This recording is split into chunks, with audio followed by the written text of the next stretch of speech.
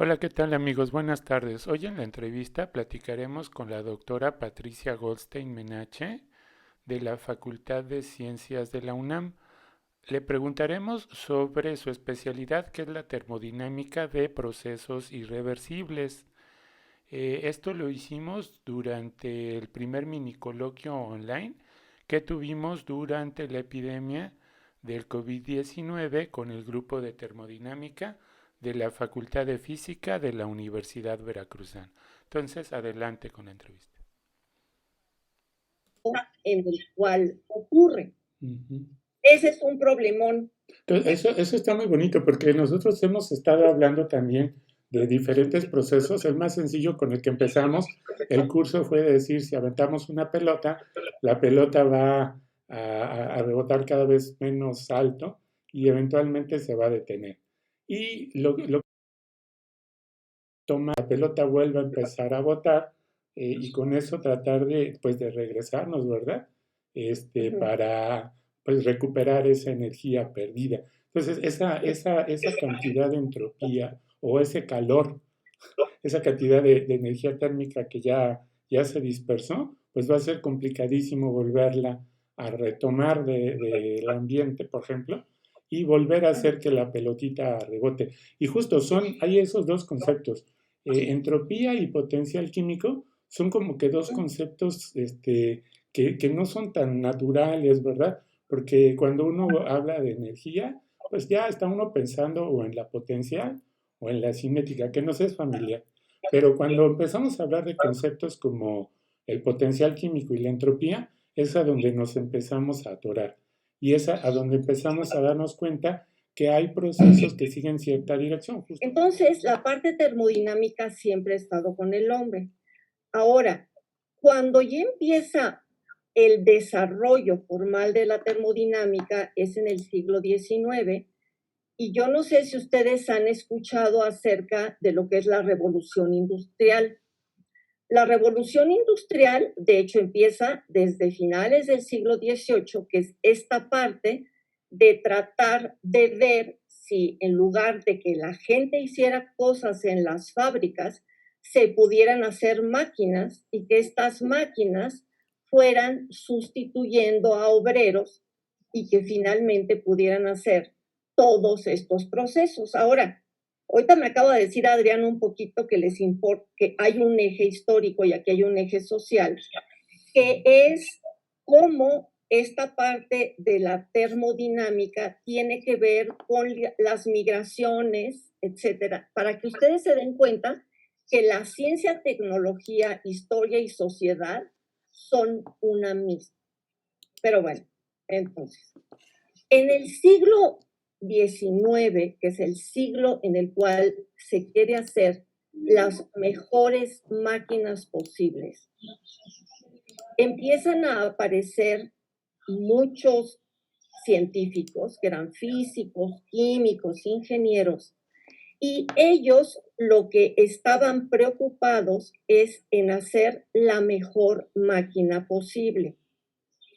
Entonces, por un lado, tenemos a ingenieros como Carnot, que de hecho el papá del que hizo el teorema de Carnot y estas cosas, él lo que tenía era, él quería proporcionar procesos de energía en Francia, y en ese momento los más adelantados eran en Inglaterra, manda al hijo a que le traiga los secretos ingleses, pero el hijo en lugar de ser espía, le encantó y se puso a ver cómo poder comenzar a hacer los procesos en las máquinas más eficientes.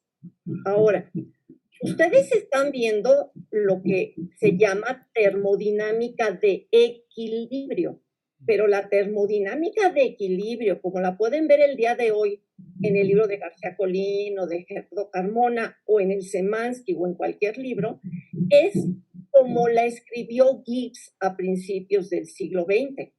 En el siglo XIX, todos los que hacían termodinámica fuera de equilibrio. Y exactamente es cuando surgen todos los principios de la termodinámica fuera de equilibrio, de la teoría cinética de los gases y los principios de la física estadística, todo fuera de equilibrio. Entonces es cuando surgen los nombres como Kelvin. Ustedes ya les han dicho, ya vieron, supongo, la escala Kelvin o cómo explicar la segunda ley mediante el postulado de Kelvin. Y entonces la pregunta, y bueno, Kelvin, ¿qué hacía? O sea, a lo mejor nos pensamos de que llegó con su escala y como era muy famoso, le dijeron, la tuya es la buena.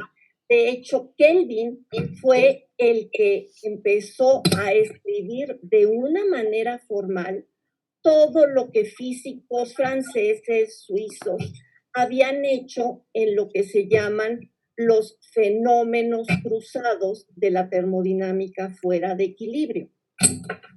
Entonces, a ver, Adrián, no sé qué tanto tienen un poquito de idea, para ver por dónde les platico, lo que es la termodequilibrio y qué es la termodequilibrio. Sí, hemos estado haciendo hincapié que este curso está dedicado prácticamente a la termodinámica en equilibrio. Entonces nos interesa, como estamos, como justamente la segunda ley de la termodinámica, vamos a empezar a introducir este concepto de producción de entropía, ¿no? En donde ya podemos ver, no sé, por ejemplo, una expansión libre o un sistema, por ejemplo, una gotita de agua que se empiece, perdón, una gotita de tinta que se empiece a dispersar ahí en un vasito de agua o algo así. Es decir, la idea de que los procesos, ¿no? En equilibrio son una cosa y los procesos reversibles son una bonita aproximación, pero la realidad es fuera de equilibrio, ¿no? Y que el concepto de producción de entropía va a estar ahí en la segunda ley de la termodinámica. Perfecto, muy bien. Bueno, entonces, miren chicos, la realidad, la naturaleza, cuando nosotros vemos los fenómenos que ocurren, los fenómenos en general dependen de la posición y del tiempo. Las variables termodinámicas, tal como la presión, la temperatura, la densidad, esas van cambiando dependiendo de dónde mido y a qué hora mido.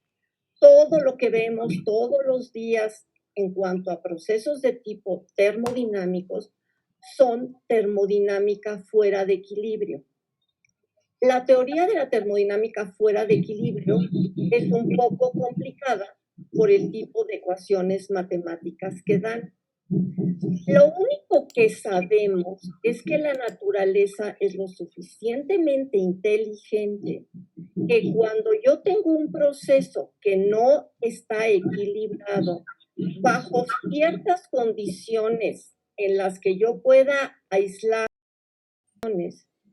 el sistema que está cambiando va a empezar a irse a lo que ustedes vieron como un estado de equilibrio. Aquí esto es un poco artificial, porque si ustedes ven los libros de García Colín, Gerardo Carmona, parece que es la descripción de sistemas que se encuentran en estado de equilibrio. Y luego la pregunta es, ¿cómo llegaron a ese estado de equilibrio? Finalmente, en ese tipo de libros, a mí no me importa. Es más, durante todo el curso, yo soy la que escoge qué interacciones voy a hacer, cuáles no, y aparte las modelo, que es el modelo de los procesos cuasi estáticos. De hecho, esta parte de reversibilidad e irreversibilidad, porque el chiste es que un proceso de a de veras dura un tiempo, que es un tiempo finito. Cuando nosotros nos vamos a un proceso cuasi estático, como los que han visto con Adrián, si ustedes se fijan, van pasito a pasito, van pintando cada estado con una diabática, por ejemplo, pero se acuerdan que para pintar una curva tienen que tener todos los intermedios. Si yo metiera el tiempo en mi libro de termodinámica, sería un tiempo infinito. Por eso es que no metemos al tiempo. Entonces, una distinción entre un proceso que ocurre bajo condiciones de equilibrio y un proceso que ocurre fuera de equilibrio es que el fuera de equilibrio ocurre en un tiempo finito. Ahora, dependiendo de lo que queremos, podemos ver cómo están ocurriendo los fenómenos fuera de equilibrio o qué pasa cuando un sistema que está fuera de equilibrio voy a conducirlo para que llegue al equilibrio. Ahora, hay un tiempo que es el tiempo en que tarda un sistema que está fuera de equilibrio a llegar al estado de equilibrio, que es cuando ustedes empiezan a aplicar su libro. Esto es lo que se llama el tiempo de relajamiento. Y entonces, pues también se abre una parte que es el estudio de los tiempos de relajamiento. Entonces, si ustedes se acuerdan, cuando yo estoy fuera de equilibrio, ¿qué quiere decir? Cuando ustedes, por ejemplo, quieren ver si tienen fiebre por el coronavirus, pues ustedes se ponen un termómetro. Si ustedes se fijan en las instrucciones de cualquier termómetro, se lo tienen que poner y les dice que se espere 3 minutos. ¿Por qué se tienen que esperar 3 minutos? Si ustedes tuvieran un medidor, verían que la medición de la temperatura a lo mejor dice 36.6, 65, 69, 71, 73, 62. Esos cambios chiquitos alrededor de un valor que parece que no cambia es lo que se llaman las fluctuaciones. Entonces, uno se tiene que esperar para medir su PBT de su gas ideal. Entonces, aquí, si ustedes quieren ver qué pasó antes de lo que dice el libro, es cuando tienen que entender que es un proceso fuera de equilibrio, que ustedes lo pueden perseguir hasta que llegue a equilibrio y luego hacen todo el estudio que están haciendo del libro. Solamente que hay un pequeño problema. Ustedes ya vieron la primera ley, todo está muy bonito, y hay un problema que yo lo podría poner como de tipo docente o pedagógico, que es llegar a la segunda ley. Porque la segunda ley, como la enuncia un libro, esa segunda ley no es una ley que salga de una termodinámica de procesos cuasi estáticos. Es una ley que sale dentro de una termodinámica de procesos fuera de equilibrio. Ese es un problema muy grande cuando uno como profesor trata de estudiar la segunda ley. Y cuando ustedes tienen que les dicen la entropía, entonces aquí empieza también un problema, porque si nos vamos a lo que es la entropía en un proceso de equilibrio, en un sistema macroscópico, pues es un poquito complicada tratar de describirla. El chiste de la entropía es una variable que tiene mucho interés, pero en el caso de un proceso fuera de equilibrio. La segunda ley, interpretada adecuadamente fuera de equilibrio, me da la flecha del tiempo hacia la cual ocurre un proceso de a de veras y en cual no ocurre. De hecho, en el momento en que ustedes estudian los cambios de entropía, es cuando ustedes pueden definir si un proceso es reversible o irreversible. Irreversible se refiere que hay una flecha del tiempo en el cual ocurre. Ese es un problemón. Eso está muy bonito porque nosotros hemos estado hablando también de diferentes procesos. El más sencillo con el que empezamos el curso fue decir, si aventamos una pelota, la pelota va a rebotar cada vez menos alto y eventualmente se va a detener. Y lo toma, la pelota vuelve a empezar a botar y con eso tratar de, pues, de regresarnos, ¿verdad? Para, pues, recuperar esa energía perdida. Entonces, esa cantidad de entropía o ese calor, esa cantidad de energía térmica que ya se dispersó, pues va a ser complicadísimo volverla a retomar del ambiente, por ejemplo, y volver a hacer que la pelotita rebote. Y justo hay esos dos conceptos, entropía y potencial químico, son como que dos conceptos que no son tan naturales, ¿verdad? Porque cuando uno habla de energía, pues ya está uno pensando o en la potencial o en la cinética, que nos es familiar. Pero cuando empezamos a hablar de conceptos como el potencial químico y la entropía, es a donde nos empezamos a atorar. Y es a donde empezamos a darnos cuenta que hay procesos que siguen cierta dirección, justo como lo acaba de decir Patti. Pero una pregunta, Patti, en esta cosa de las máquinas térmicas, cuando hacemos estas integrales de los ciclos, ajá, Ajá. nos damos cuenta que, por ejemplo, la energía interna del sistema es una diferencial exacta. Claro. Tenemos una parte de calor y otra parte de trabajo que son inexactas las dos. Y entonces, lo que nos dimos cuenta es que cuando dividimos entre T, pues ya podemos, por ejemplo, despejar la parte del Ajá. calor y formar una diferencial exacta. Y eso lo llamamos S, ¿verdad? Y ya lo estamos identificando que tiene el sabor a esta cosa de la entropía dentro de los procesos en equilibrio. Es decir, por ejemplo, estos ciclos ideales, ¿no? Idealizados, en donde dices todos los procesos son irreversibles y entonces estas expresiones que sacamos son válidas. Ahora, si yo doy el paso a los procesos irreversibles y me fijo en una máquina real, esto ya no se cumple estrictamente. Hay una cota, hay algo que nos dice, bueno, pues todos estos cálculos que estamos haciendo en la termodinámica en equilibrio, pues nos sirven, ¿no? O sea, tienen todavía ese grado de validez, ¿no? Y justo está relacionado con los enunciados que nos acabas de decir, de las máquinas térmicas, de que no podemos hacer que fluya el calor desde el Sí. frío hacia el caliente. ¿Nos Frío podrías caliente. platicar un poquito más de este concepto ya de los procesos, tratándonos de pegar a la realidad un poco de estos procesos irreversibles?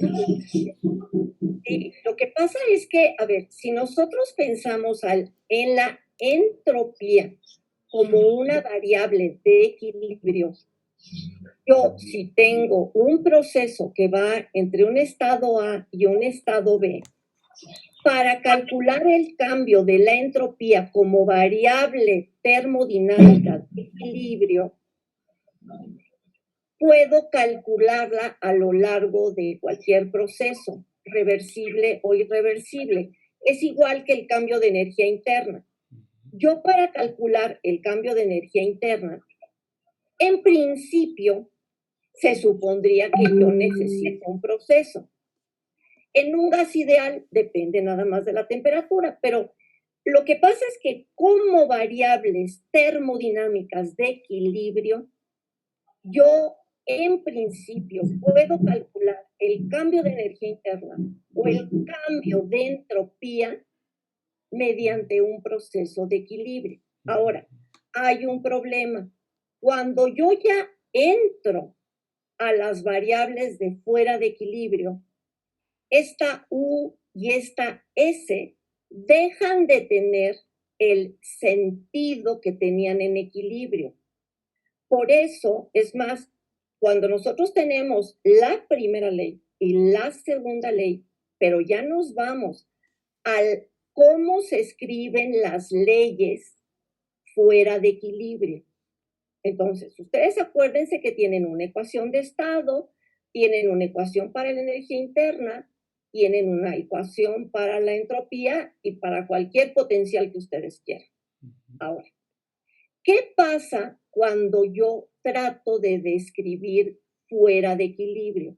Mi primer problema es que la presión depende de la posición y del tiempo, la densidad, la temperatura. Y el primer problemón es primero el nivel de descripción. Cuando nosotros vemos nuestro libro de termodinámica, el García Colín, por ejemplo, está describiendo un sistema macroscópico. Habla de un mol de gas ideal que está en un recipiente de 1 litro. Cuando nos vamos a fuera de equilibrio, nuestro primer problema es que ya mi nivel macroscópico no me va a ayudar. Tenemos 2 niveles que a lo mejor son los que ustedes manejan más, que es el nivel macro o el nivel micro, por ejemplo, el de la física cuántica. Para entrar a la termodinámica fuera de equilibrio, tenemos que entrar a lo que se llama el nivel de descripción mesoscópico. Ahora, tampoco es tan drástico decir, ay, ¿cuál es ese nivel de descripción? Es exactamente el nivel de descripción donde ustedes definen una derivada o una diferencial. Es de ese tamaño. Entonces, para estudiar un fenómeno fuera de equilibrio, ustedes tienen que estudiar un pedacito del sistema, una diferencial de volumen del sistema. Que aguas no es un punto, es un volumen. De hecho, si ustedes toman una diferencial de volumen de gas ideal, imagínense un cubito donde hay un gas ideal, pero hay el suficiente número de moleculitas para que eso se comporte como un gas ideal. Entonces ahí yo defino cuál es la presión, cuál es la temperatura y cuál es la densidad. Y como decía Adrián, yo me doy cuenta que al ir pasando el tiempo y la posición empiezan a aparecer fluctuaciones. Las fluctuaciones son pequeños cambios de los valores de las variables al ir cambiando la posición y el tiempo. Estas fluctuaciones pueden ser chiquitas o pueden ser grandes, pero acuérdense que cuando ustedes quieren hacer un estudio, normalmente ustedes hacen como un estudio en series de Taylor y ustedes lo que pueden ver es el valor de una fluctuación, pueden decir que es el valor de equilibrio más un primer término tipo Taylor en las fluctuaciones, un segundo, un tercero, un cuarto. Si la fluctuación es chiquita y tengo el término lineal, el término cuadrático, un número chiquito al cuadrado, ya se hace muy chiquito y no tiene sentido. Pero si la fluctuación es grande, al cuadrado cuenta. Entonces, cuando yo quiero hacer una teoría termodinámica fuera de equilibrio, de hecho, la única que está comprobada por todos lados es la termodinámica irreversible lineal, que es la que se queda hasta primer orden en las fluctuaciones. Entonces, ¿cómo le hago así? ¿Cómo le hago para saber cuánto vale la presión, la densidad, la temperatura en cualquier punto? A la hora que esto está fuera de equilibrio, nos encontramos un problemón terrible. Antes, todo estaba en equilibrio y los pedacitos estaban en equilibrio. En el momento en que empieza a haber cambios espaciales de las variables, por ejemplo, la temperatura es diferente en cada lugar, aparece un gradiente de la temperatura. Y por este tipo de gradientes, lo que pasa es que se empiezan a mover estos pedacitos y aparece una variable dinámica que es la velocidad. Entonces, cuando yo quiero plantear un problema fuera de equilibrio, pues tengo que ver ahora cuáles son las ecuaciones. Hay una hipótesis que se llama la hipótesis de equilibrio local, que yo voy a suponer que en ese pedacito, si es un gas ideal, se sigue valiendo la ecuación del gas ideal. Se sigue valiendo que la energía interna es igual a CV por T. Se siguen valiendo todas. Pero ahora, ¿cómo le hago para ver cuáles son las variables? Las ecuaciones. Entonces tengo un dramón porque no sé cuáles son. pero nos vamos acordando de cuáles son las variables que se conservan. Se conserva la masa, se conserva el momento y se conserva la energía total. Entonces, tenemos, no sé, ya no sé si han visto, a lo mejor todavía no lo ven, lo que es la ecuación de conservación de masa, que va a ser la ecuación de continuidad, la ecuación de conservación de momento, y luego viene una ecuación de conservación de energía, que ahí ya viene la energía mecánica, pero ya viene la energía térmica. Podría ser que los pedacitos entre sí se muevan más complicadamente, puede haber términos de viscosidad.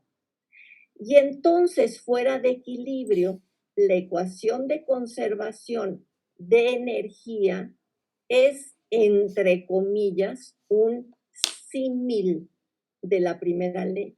Ya nuestra primera ley de que dU es igual a diferencial de trabajo más diferencial de calor, fuera de equilibrio ya no tiene esa forma. Ahora, la segunda ley, ¿cómo la escribo fuera de equilibrio? Así como tengo 3 ecuaciones de conservación, la energía no se conserva.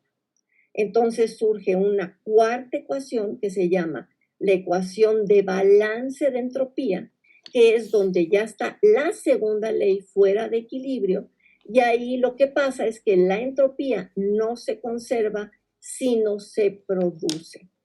Y la producción de entropía en esta ecuación es la que se llama sigma. Esta sigma, si el proceso fuera de equilibrio, es cero, porque finalmente hay ciertas condiciones sobre el cambio de entropía en un universo donde ocurren procesos reversibles. No sé, Adrián, si ya viste este cálculo. No, Cuando ves sistema, universo, y si el universo está aislado y hay puros procesos reversibles, el cambio de entropía total es cero, y entonces lo que cambia en entropía el sistema tiene que ser a menos lo que cambia a los alrededores. Sí, pero vimos... cuando no, es cuando ya tenemos la otra. No lo vimos así, pero vimos una expansión de un gas. Entonces el gas está completamente aislado y ya cuando pasamos de un punto a otro, ya estamos en otro punto del espacio termodinámico. Entonces ya tenemos ahí una función de punto, ¿no? Que tiene un valor distinto, ¿no? Antes y después de la expansión. Entonces tenemos ya el proceso de producción de entropía en esta expansión de un gas. Y bueno, está padrísimo lo que nos cuentas porque es justo lo que queremos tratar de, pues no sé, de alguna manera comunicar a los chicos para ver si hay alguien que se encuentre interesado o puede ser un conjunto de chicos que se encuentren interesados en estudiar un poquito o al menos lo básico de los procesos irreversibles, que es justamente pues, la base fundamental de la segunda ley de la termodinámica. Entonces, antes de continuar, me gustaría preguntarle a los chicos si tienen alguna duda, si quisieran preguntarte a ti directamente algo en particular, y si no, yo tengo muchas, puedo seguir platicando. Entonces, chicos, a ver, es complicado, no sé si lo entendieron, no es tan fácil de entender. sí, si tienen alguna duda, si alguien quiere participar o se atoró en algo, quiere saber un poquito más o está interesado justamente en esto como para un proyecto integrador, a lo mejor ahorita es una buena oportunidad, incluso para decirle, oye, Pati, ¿nos podrías dar un poquito de material súper introductorio, tal vez? Tenemos los libros, tenemos varias cosas, pero a lo mejor ustedes quieren algo más. Yo les puedo, si alguno de los chicos quiere, yo le puedo mandar bibliografía ya bastante más simplificada con esta parte, por ejemplo, qué fueron qué hizo Kelvin, qué trabajos son de Peltier, de Soret, que a lo mejor, que en esta parte que me estás diciendo un poquito la historia, creo que es muy importante. Entonces, si algún chico quiere que me escriba directamente y yo les mando los trabajos de Soret, de Dufour, de Kelvin, y les puedo mandar bibliografía no tan pesada. Micrófono normal, puedes preguntar. No sé si le puedes poner que te dé más tiempo en el Zoom, porque dice que 4:31. O si no, nos Si, volvemos a si conectar. nos desconectamos, nos conectamos de nuevo, porque me parece, yo no he visto la opción para No, aumentar el tiempo. Mejor, si en 4 minutos nos desconectamos, nos nos volvemos a conectamos. conectar. Sí. Me manda esta liga o la otra. Norma, Perfecto. ¿quieres preguntar algo? Abre tu micrófono, Norma, para... A ver, ¿lo tienes? Es que, a ver, déjame ver. A lo mejor tú lo puedes, no, a lo mejor tú lo puedes lo puedes, como tú estás conduciendo, tú se lo puedes, quitar porque está apagado. Norma, donde está el micrófono, pícale para que se ponga, para que se active. Quítale la rayita. Ándale, sí. Creo que ya, no, todavía no. Bueno, si no, Abraham, ¿quieres preguntar algo? Abre tu micrófono, en lo que Norma encuentra el micrófono. Parece que no sirve su micrófono. Pero bueno, Ah, podemos, pero no, por qué no escribes en el chat qué es lo que te interesa? sí. Y podemos irle. O bueno, o que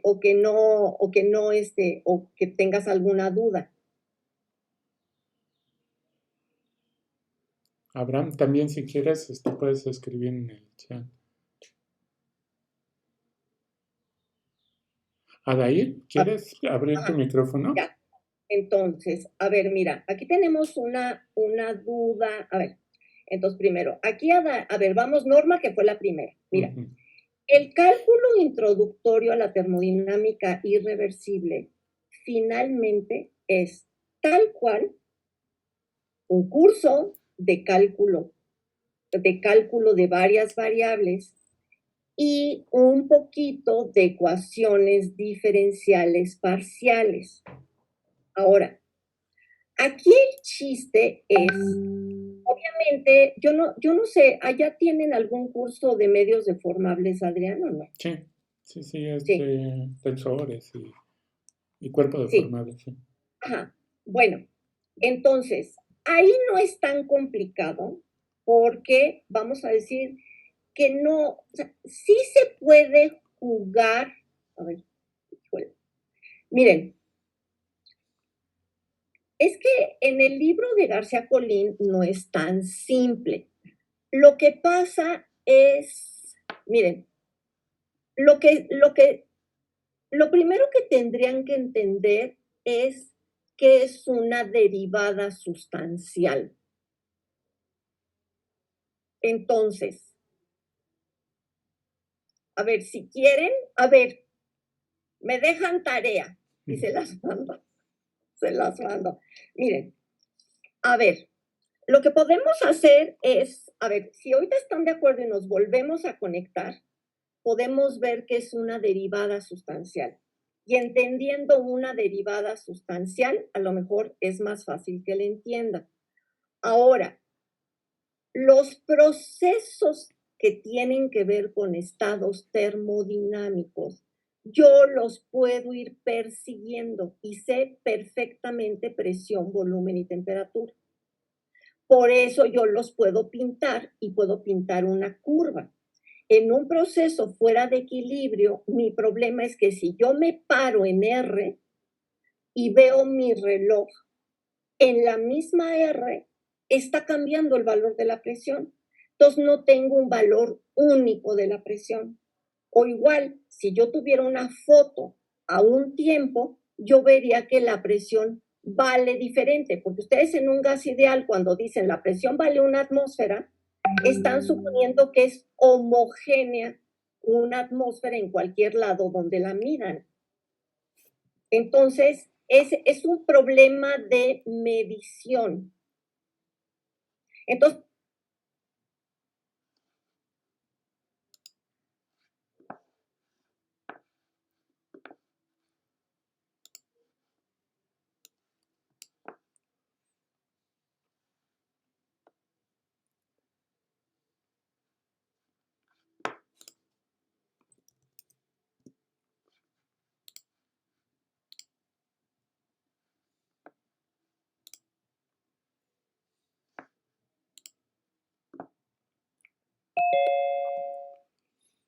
Bueno, ya estamos regresando poco a poco.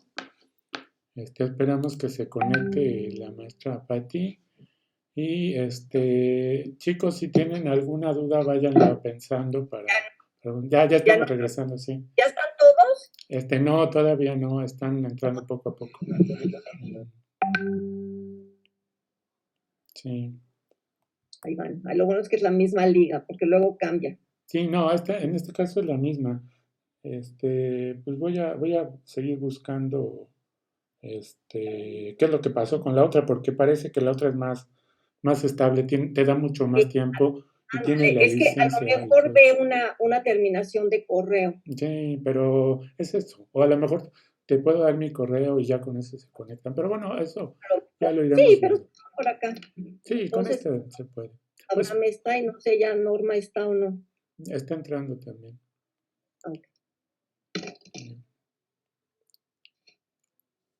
Sí, también si nos mandas el material, yo lo puedo subir a Eminus. Tenemos una plataforma en Ajá. donde subimos material para que todos lo tengan. Porque si lo mandamos por correo, nada más lo va a Sí, tener uno. Mejor lo pongo, por ejemplo, mira, yo creo que lo que voy a hacer es, te voy a mandar ajá, toda la parte, o sea, hay bibliografía de lo que hacía Peltier, Soret y cómo Kelvin ujú, junta, y claro, a Kelvin lo que le interesaba era toda la parte termoeléctrica. sí, Y entonces, para que vayan viendo.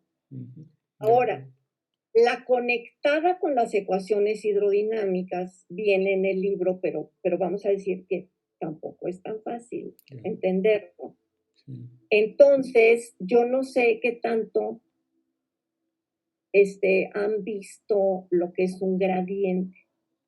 Eso sí, lo deben haber visto en cálculo y Ajá. en otras materias, ¿no? En COF tal vez, para Sí, los porque mira, procesos de difusión. ajá, ahorita si podemos hablar lo que es el gradiente y entienden la derivada sustancial, Ujú, creo que es un poquito menos complicado ujú. ver que las ecuaciones hidrodinámicas tampoco son tan drásticas. Ok, de acuerdo. Está Pues, bien. ¿para qué nos espantamos con las matemáticas? Sí. Pues ya tenemos poquito de tiempo, nos quedan como 15, 20 minutos. No sé Bueno, si quieres terminar este punto. Tengo un par de dudas más, pero ajá, vamos a concluir, ¿no? Con este y ahorita le seguimos con lo demás. bueno, entonces, a ver chicos, les voy a explicar lo que es el operador gradiente. A lo mejor ustedes ya lo saben. Hay veces que hay variables que dependen de muchas cosas, pero cuando una variable depende de la posición y en diferentes posiciones tiene diferentes valores, ahorita estoy pensando en una cantidad escalar, por ejemplo, la densidad o la temperatura o la presión, al irse moviendo, obviamente los valores, vamos, no sé, vamos a suponer la temperatura, es la más fácil de pensar. Yo me voy moviendo y en diferentes lugares la temperatura es diferente. Entonces, normalmente la temperatura o cualquiera de estas variables tiene una dirección en la cual aumenta el valor.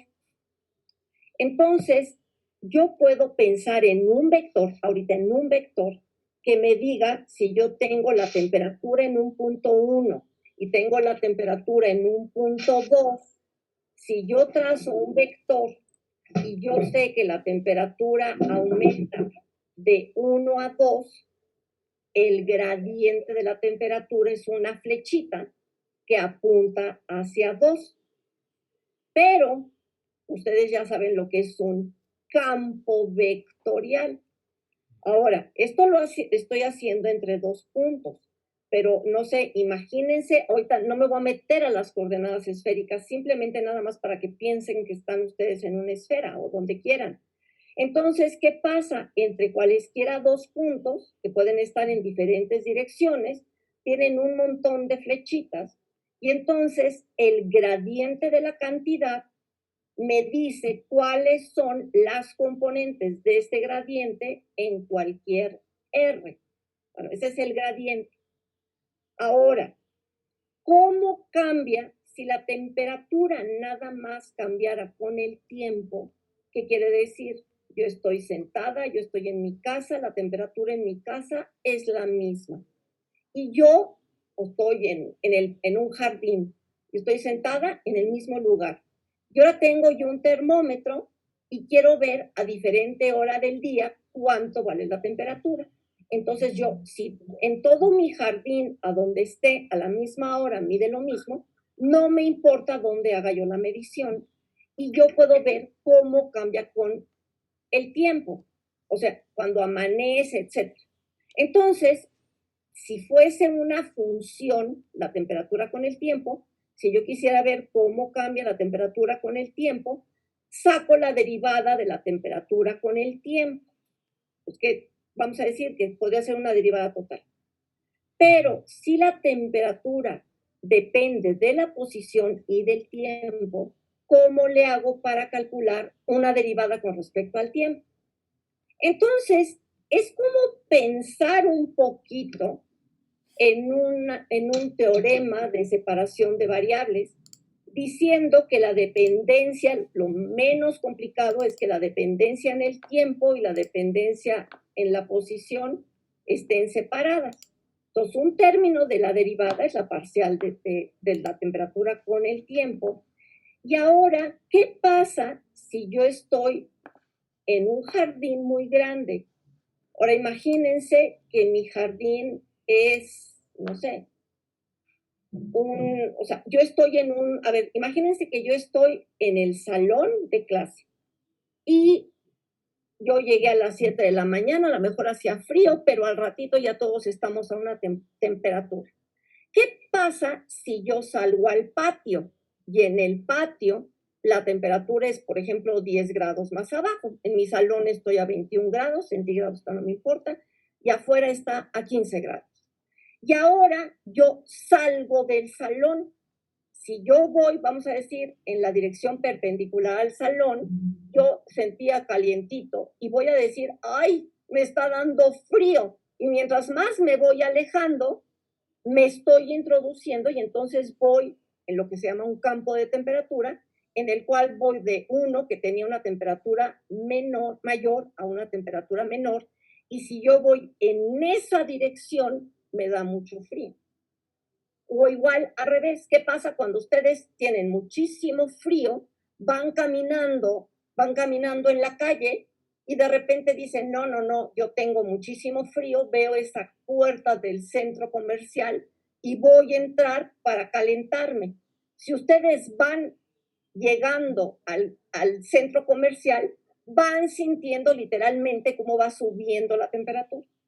Entonces, ¿cómo cambia mi temperatura? Depende de la hora, pero también depende si estoy caminando en la dirección en la que está cambiando espacialmente la temperatura. Ahora, no es lo mismo que yo camine despacito a que yo camine rápido.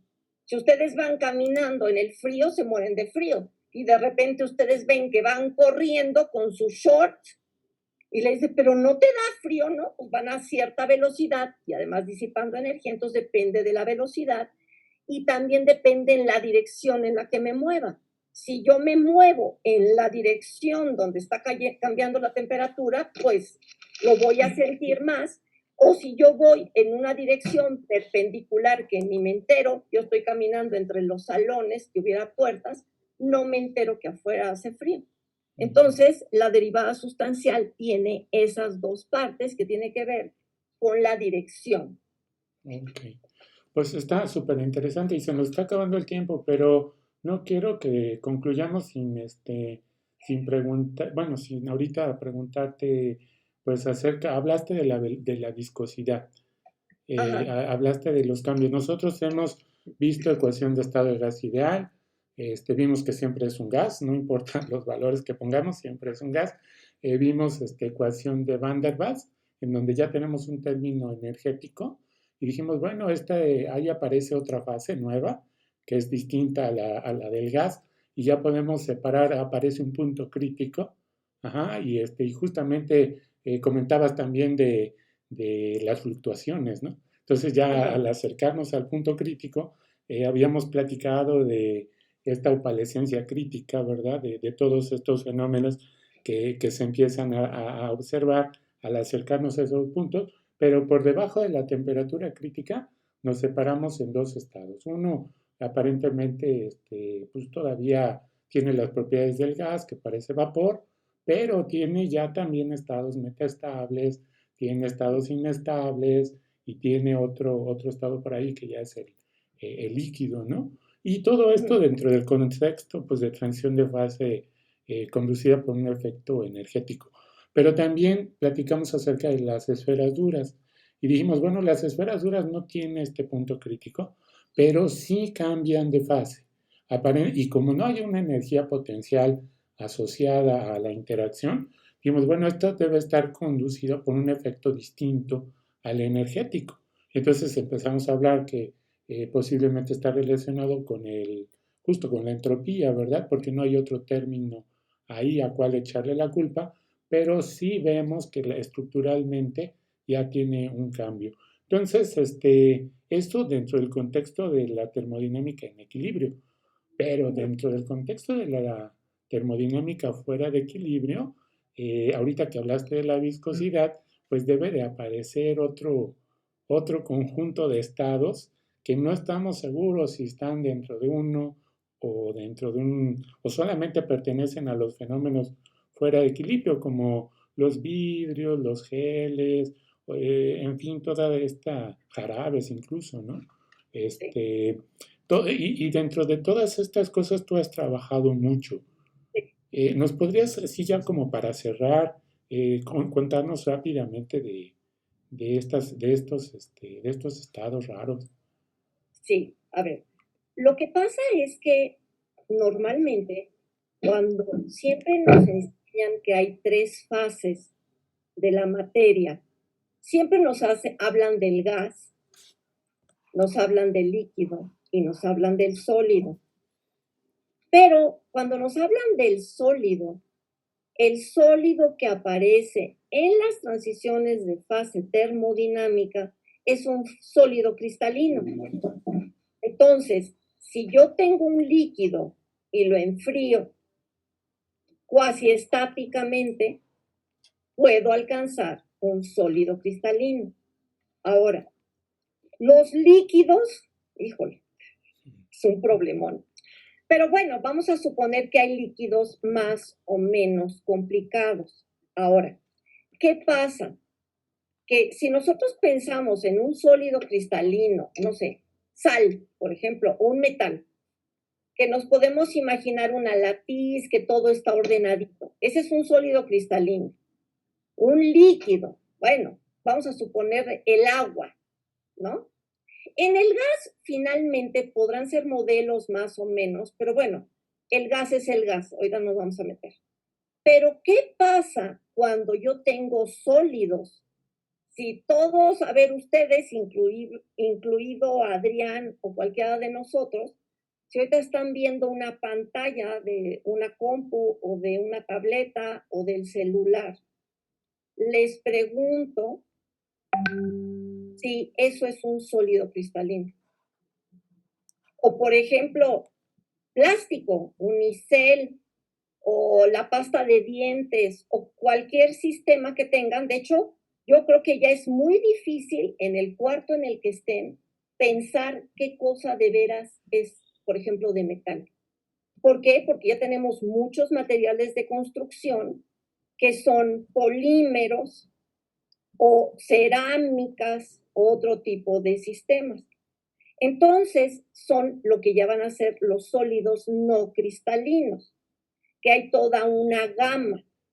Pero estos sólidos cristalinos ya no se forman por un proceso cuasi estático de enfriamiento de un líquido común y corriente, sino ya son transiciones, pero ya no se llaman de fases, se llaman transiciones cinéticas, porque como son fuera de equilibrio, ya dependen del tiempo en que se hace. En cambio, las otras no.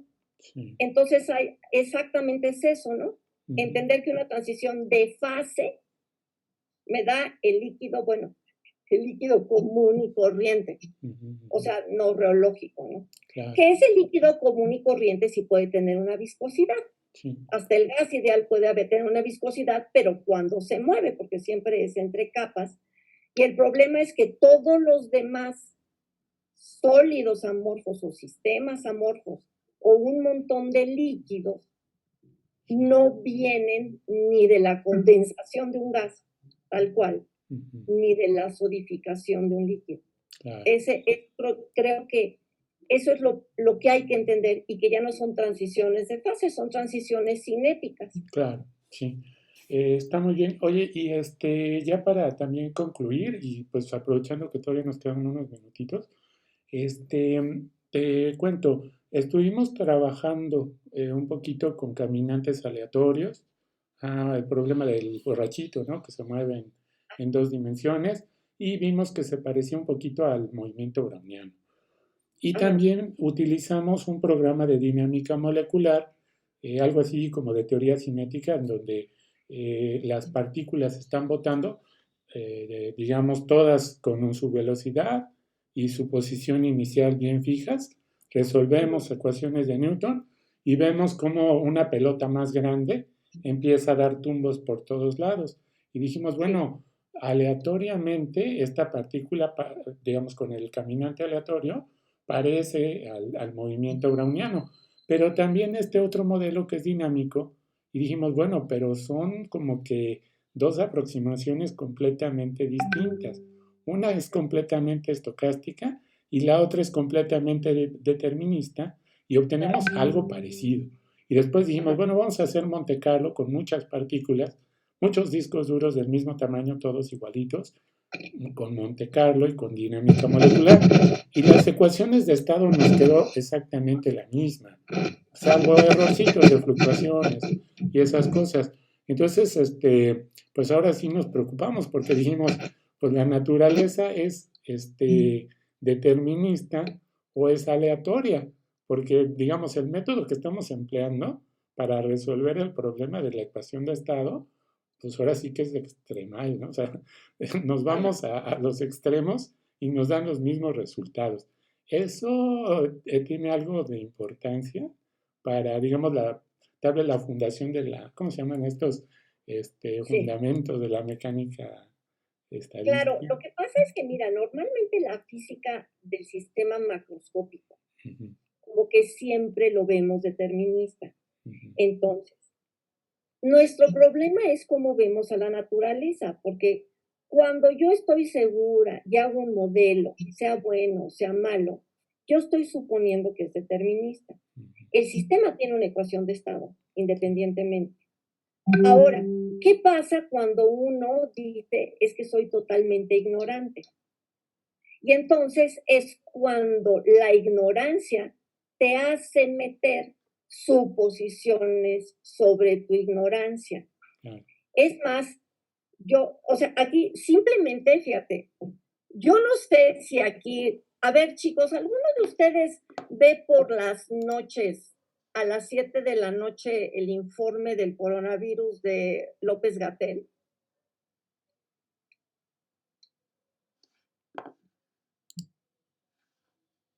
Bueno, ¿tú lo ves, Adrián? Yo sí lo veo. Ajá.